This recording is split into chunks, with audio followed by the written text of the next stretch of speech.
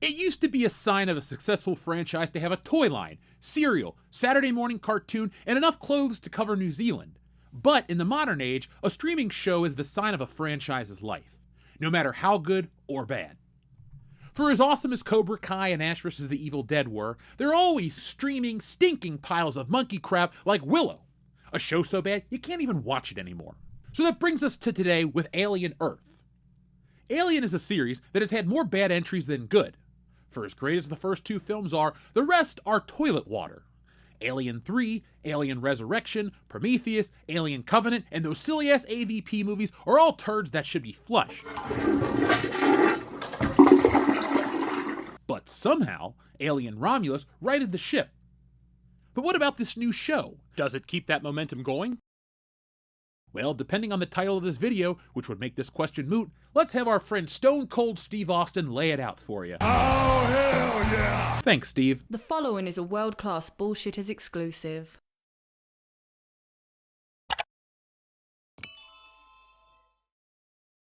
Alien Earth is here to answer the most pressing question we've had since the original film was released. What if the xenomorph made it to Earth? Now, before we dive into that, allow me to set the stage. Alien Earth is a new FX series within the Alien franchise. It takes place in the year 2120, 2 years prior to the events of the 1979 film Alien. That is spatially confusing. The narrative centers on the catastrophic crash of the USCSS Maginot on Prodigy City, Earth, unleashing xenomorphs and other lethal entities into society. The series stars Sydney Chandler, some chick I don't know, as Wendy, a synthetic with a child's consciousness, joined by Timothy Olyphant, the only dude I do know, and a few other faces I've never seen before. Creator Noah Hawley, not the guy who created The Rookie's goal is to merge Alien's retro-futuristic horror with incisive exploration on human survival, corporate avarice, and artificial intelligence, delivering a sophisticated narrative, but what he accidentally created was Ridley Scott, the TV show. The Alien influence is obvious, but the series feels heavily inspired by Blade Runner as well, and that's not a bad thing. A lot of seeds were planted in these premiere episodes. We have the story of the crashed ship, different types of synthetic life forms, the boy genius, the corporate takedown, and the biggest piece of shit in the galaxy, the Weyland-Yutani Corporation. Each element of the show had time to shine without becoming tiresome. Just as the suspense was about to peak, you were ripped away to another equally suspenseful payoff that then ties back into the scene where we left. What the show creates is a never-ending cycle of action, dread, suspense, and gore. Lots and lots of gore. You see, modern sci-fi fans forget that Alien was just the Texas Chainsaw Massacre in space, a horror film through and through. Alien Earth honors that by being absolutely disgusting. There's this scene where a creature bursts out of a cat's face, becoming an octopus-like creature where the body is the cat's eyeball. Then it lunges at a character's face. It's nasty, it's bloody, it's awesome. This is how you do it. Now, the one thing that differentiates my review of a show from others is the focus on the visual nature. Now, that doesn't mean I'm solely focusing on CGI, but the overall look of the show, because the visual identity of this franchise is one of, if not the most important part. The ships, the weaponry, the alien, all vital to making this show work. When they get the look right, they get the feel right, which immerses viewers in the world, making the show feel more authentic, which is what we all want. We want this to feel like another story set in the Alien franchise. And they do. Everything from the visuals to the sound effects.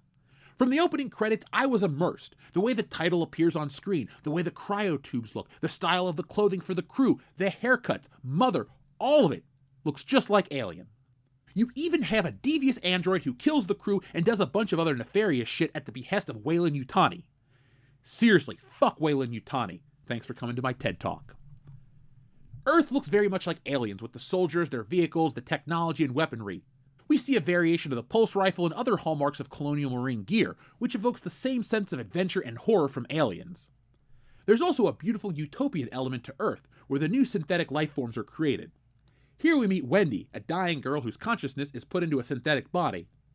She's the first of her kind, and she's sent on a rescue mission to help the survivors of Prodigy City, where the ship crashed. This is where the Blade Runner influence comes in. I understand that synths are an alien, but this is a new kind with more human emotions and memories.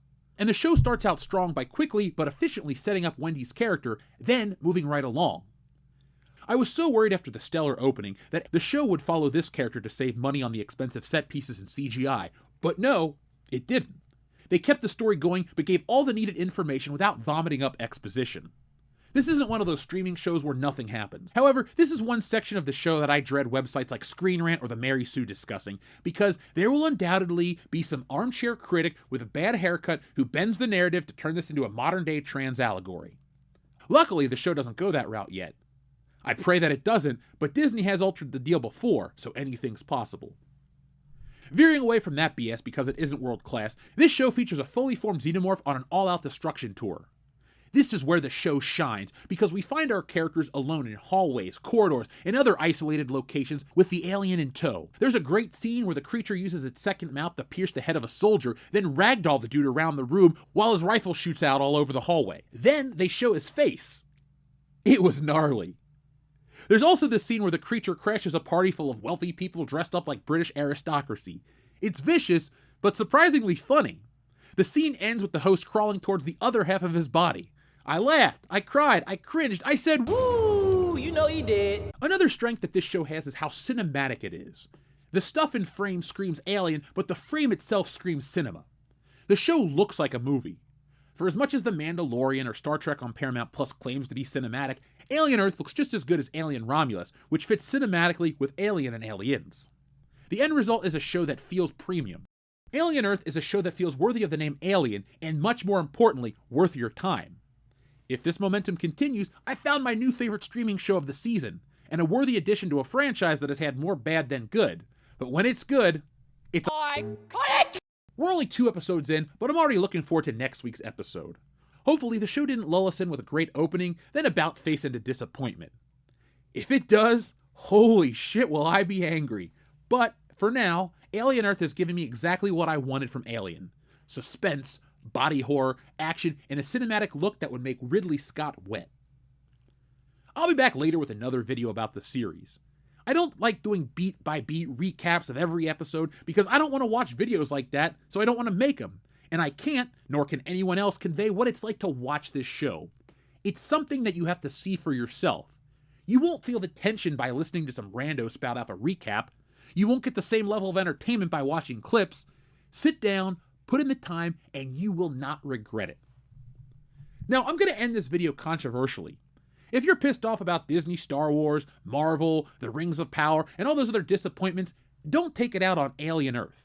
You're doing yourself a disservice by lumping in those shows with that trash. It's fine to be cautious, but not everything sucks. Lots of stuff does, most things do, but this show, so far, is not one of them. Hopefully the show inspires other legacy properties to step up their game and stop with all this bullshit. Because it's not world class. So folks, what do you think of Alien Earth? Have you watched it? Let me know down in the comments below. If you want more Alien Earth content or more sci-fi content, well, let me know too.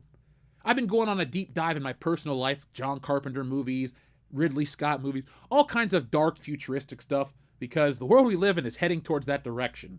I wouldn't be surprised if we live in Escape from New York in the next 5 years. But that's a topic for another time. So folks, thank you for watching. Be on the lookout for Stealing Solo 2. I haven't released anything about that, but I want you guys to know it's almost done. I'm going to Dragon Con at the end of the month, and I will be done with all of my pages by then. So when I get back from Dragon Con, it is on. Be ready for Stealing Solo 2. You guys love the first one. I've seen the numbers. This one tops it in every single way. So get as excited as I am, because I have a piece of entertainment that is guaranteed to make you laugh and remind you why you love what you love.